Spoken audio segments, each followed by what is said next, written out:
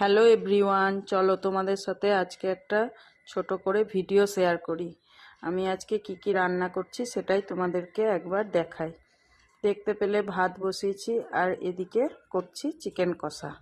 তার জন্য আলুটাকে প্রথমে ভেজে নিলাম আর তেলের মধ্যে দিয়ে দিলাম একটু গোটা গরম মশলা আর তেজপাতা, আর তারপর দিয়ে দিলাম পেঁয়াজ, কুচনো পেঁয়াজ।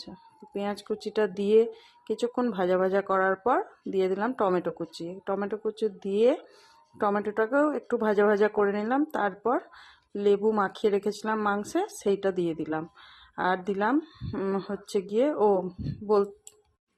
বলতে ভুলে গেলাম, তার আগে দিয়ে দিয়েছিলাম আদা, কাঁচা লঙ্কা আর রসুনের পেস্ট। তারপর তো সব শুকনো মশলাগুলো দিলাম, জিরে গুঁড়ো, ধনে গুঁড়ো আর কাশ্মীরি লঙ্কার গুঁড়ো, হলুদ গুঁড়ো, চিনি স্বাদ অনুযায়ী আর লবণ স্বাদ অনুযায়ী দিয়ে ভালো করে কষিয়ে ঢাকা দিয়ে কিছুক্ষণ গ্যাসের ফ্লেমটাকে লো করে রাখলাম। তারপর ঢাকা তুলে ভালো করে চিকেনটাকে কষিয়ে তারপর দিয়ে দিলাম জল দেওয়ার পর অল্প করে গরম মশলা দিয়ে আবার গ্যাসটাকে কমিয়ে দিয়ে ঢাকা দিয়ে রাখলাম।